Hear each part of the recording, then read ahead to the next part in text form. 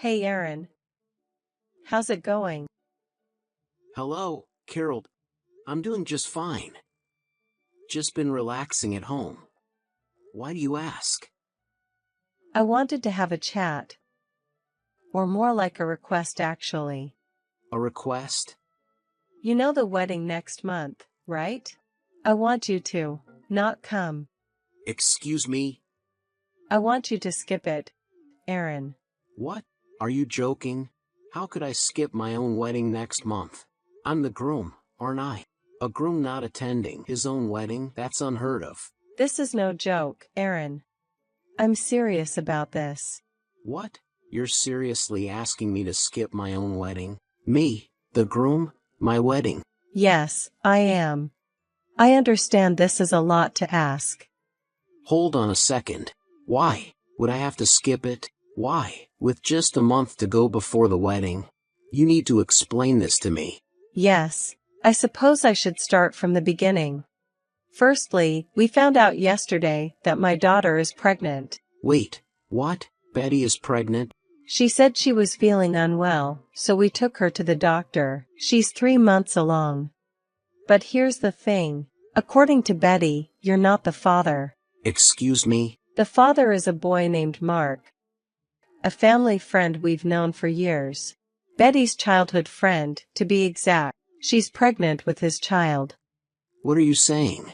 Did Betty cheat on me with this guy? That's a harsh way to put it. They were dating back in middle school. They became distant when his family moved away before high school, but then, Mark moved back here about 6 months ago. It seems they rekindled their old relationship. What do you mean they rekindled their relationship? She's engaged to me. Calm down, Aaron. Here's the thing. After all that, she ended up getting pregnant. Betty wants to have a wedding with Mark. He's her first love, her first boyfriend, and now the father of her child.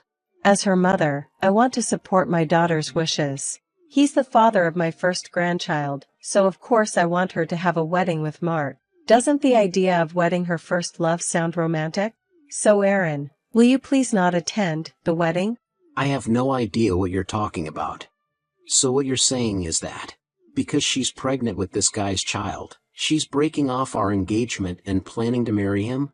No, you got it all wrong. I'm saying she'll get married to you, not to someone else. What? Yeah, the wedding ceremony will be with Mark, but we won't break off the engagement. She'll register her marriage with you. Huh, why? Actually, Mark has recently quit his job, and his parents are unstable financially. The ceremony would be great with him, but I'm not so sure about him as a life partner. Wait, I don't understand at all. And there's more to it. Betty said that she wants to raise the child with Mark, both during her pregnancy and after childbirth, so she wants to live with him in the new house. Huh? Wait, do you mean the new house? The one that Betty and I were supposed to move into at the end of this month? Yes, that's the one. She said that she wants to live there with Mark and their child as a family of 3. So, she'd like you to either stay in your current apartment or move to another one if that's not possible. Hold on a second here. So, I'm not only being robbed of my wedding ceremony but also the new house? I'm the one who's paying for both the wedding and the new house, you know. I even took out a loan for it. Don't be so petty about money. Since you're working for a good company and making good money, think of it as a gift for my daughter. Huh, a gift? For the wedding and the baby shower. Anyway, that's the situation. For the sake of my daughter, the baby in her belly, and their father, please give up the wedding and the new house. I'll let you register the marriage. Wait, hold on a second. Do you realize what you're saying? I do. There's nothing complicated about it, right? Of course, you'll be her husband in the eyes of the law, so naturally, you'll pay for my daughter's living expenses. And you'll take care of all the child support for the baby she'll give birth to. You're becoming a son-in-law to our family. So as a husband, support your wife and my grandchild. Are you serious about what you're saying? Are you okay? I'm actually worried now. Are you seriously serious? Am I saying something strange? No, I'm sorry. but can you give me some time to think about it? I want to talk it over with Betty, too. There are a lot of things we need to prepare. Really? There's not much time until the wedding, so make it quick. I heard from your mother. Is it true that you're pregnant? And you're really going to have a wedding ceremony with your childhood friend who's the father? Oh, you heard it from Mom? That's right. The next fun meeting is with Mark. So Aaron doesn't need to come. I can't wait to see Mark in a tuxedo. Betty, don't you think what you're saying is strange? What is? Having a wedding ceremony with your childhood friend while you're engaged to someone else. And saying you'll live with him because he's the father of the baby in your belly. You don't think it's weird at all? What? Jealous, are you? Aaron, did you want to have a wedding ceremony with me? Should we have another one when our child is born? No, it's not about jealousy or anything like that. It's strange to be engaged to someone and then be with another man. That's the point. Aaron, you were that attached to the idea of a wedding ceremony? I always thought men didn't care as much since the bride is the star of the show. But honestly, Mark is more handsome. So he'd look better as the groom in our Instagram pictures, don't you think? That's why I want Mark as the groom. That's not the point.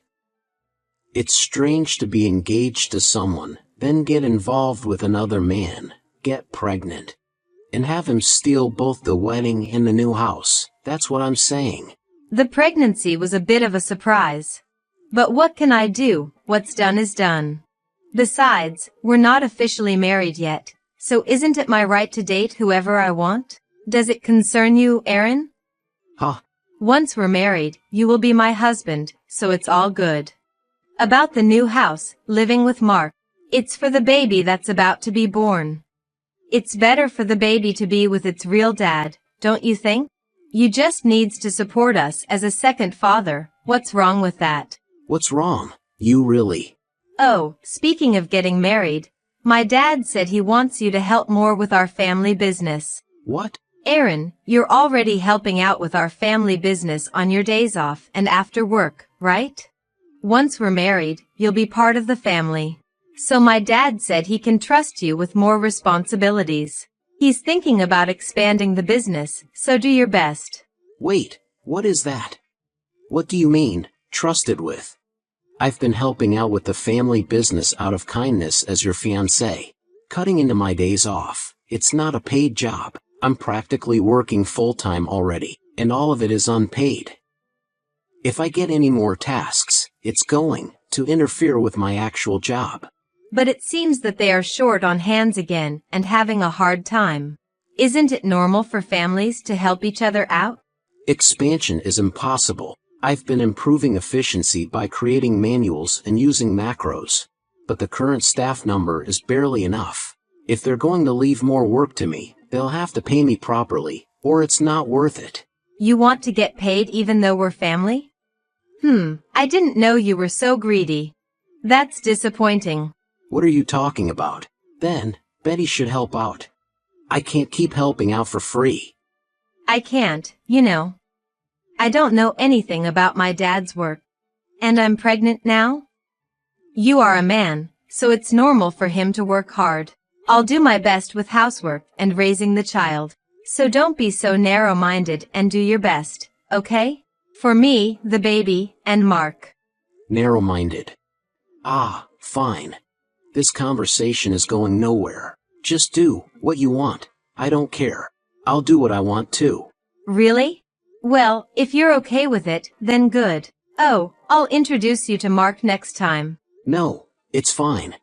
I need to sort things out. So just leave me alone for a week.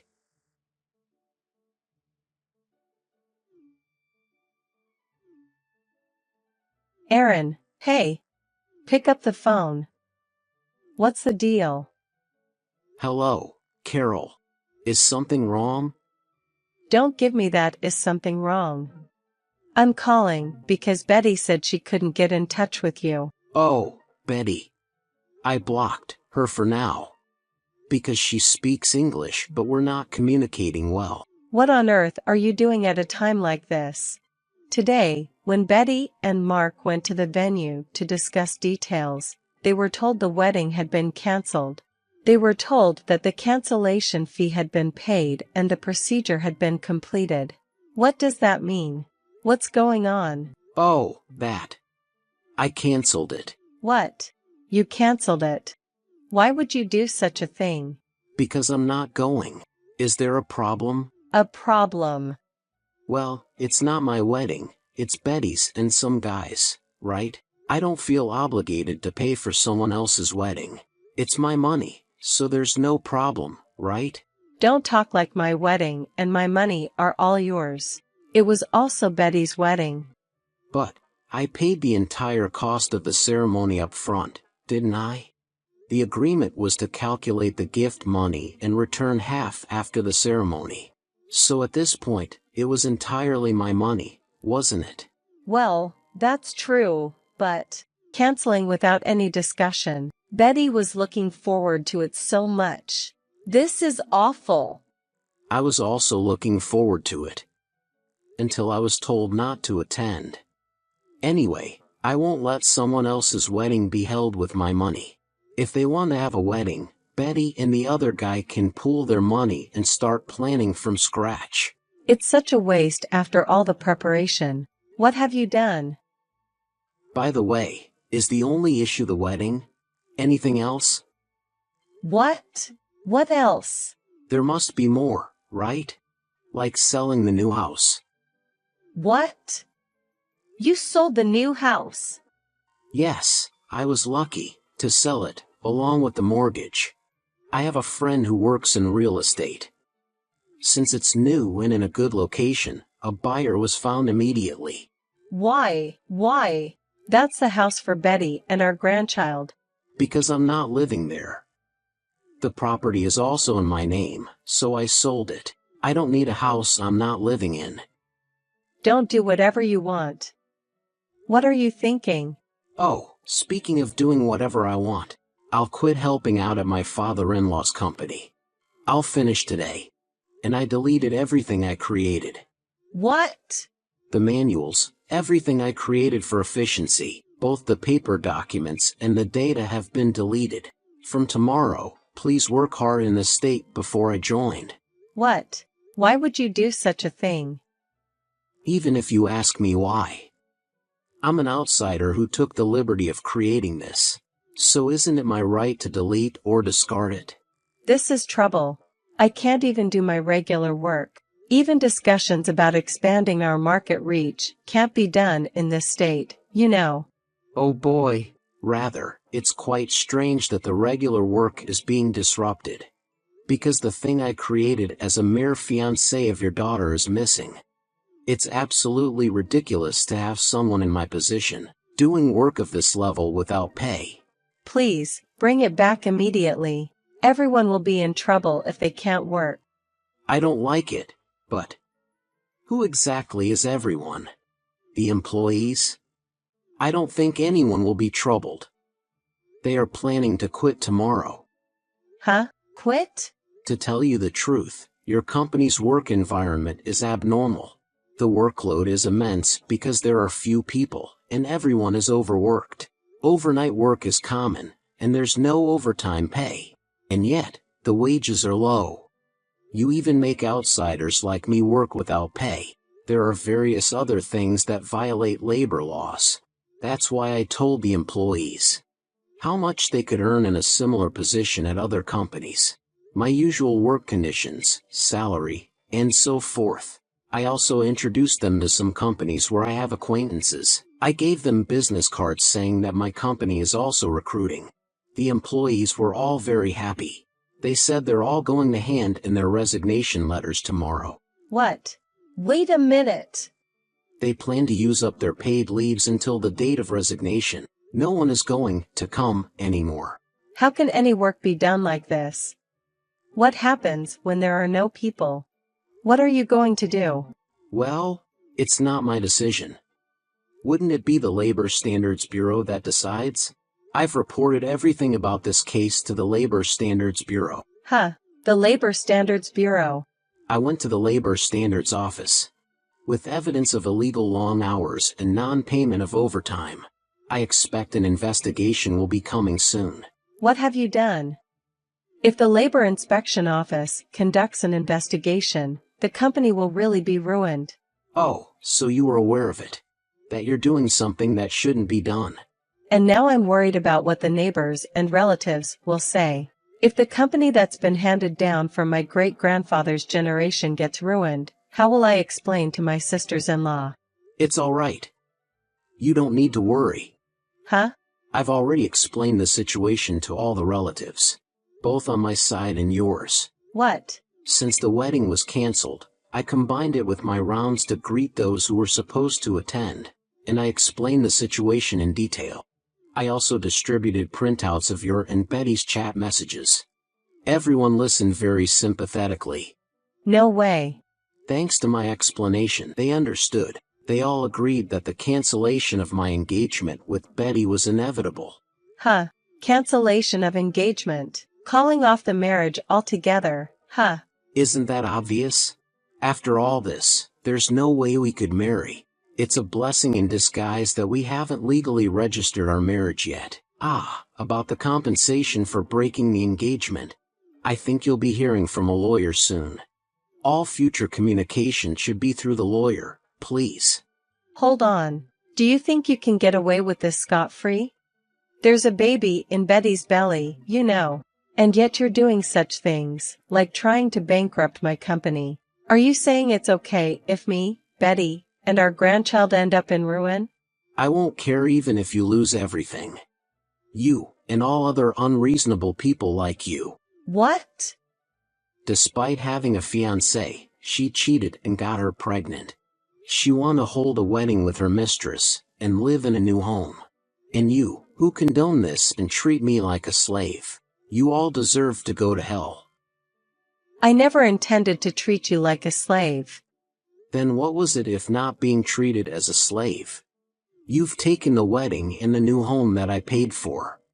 You tell me to provide for living expenses as a husband, even though we're not legally married yet. You demand child support for a child that isn't mine, just because it's your daughter's. You want me to keep working for free, just like I've been doing.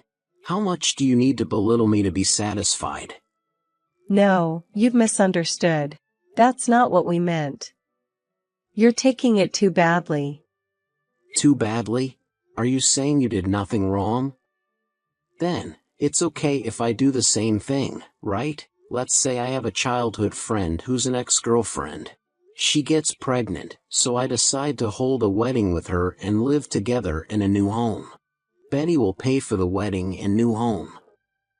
Since Betty is the one I'm legally marrying, she will provide for living expenses and child support.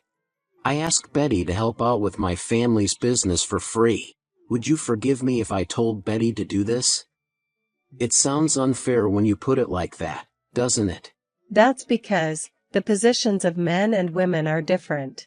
This is getting us nowhere. Well, I think you'll hear from a lawyer soon. Please do not contact me directly in the future. Wait. I'm sorry, let's discuss this. I think there's a misunderstanding on both sides. Please discuss with my lawyer. By the way, I did a little research, and it turns out that Mark, the man she cheated with, is married. And he has 3 children. What? What? Well, that's it. Goodbye. After that, I immediately blocked all contact from Betty's side. I had the lawyer, who was introduced to me by my boss, act as my barrier. A few days later, at the scheduled meeting, Betty and her mother made excuses like I was just depending on you because you were going to be my husband. And her father poured fuel on the fire by saying I reported you to the labor board too, so we're even. Mark just kept bowing to his wife, whom I had called, making my parents extremely angry. The lawyer took them to task, and in the end, I claimed $7,000 in damages from Betty, including the cancellation fee for the wedding. Mark had to pay compensation to both me and his wife, and ended up divorcing his wife. They came crying and begging, but I issued a restraining order and cut ties. Since then, Betty's father's company has gone bankrupt due to investigations by the labor board and lawsuits from former employees claiming unpaid overtime. They tried to ask for help from their relatives, but they were completely shunned. They had to let go of their family home and land, and are now living together in a shabby apartment.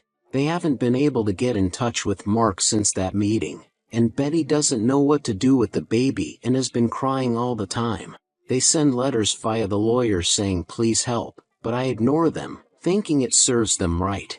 All I can do is hope they will live honestly without preying on others. I was a bit depressed about my lack of discernment, but thanks to the comfort from my parents, friends, and colleagues, I've been able to bounce back and live as before. I'll do my best to improve myself so I can forget about those awful people and meet someone better.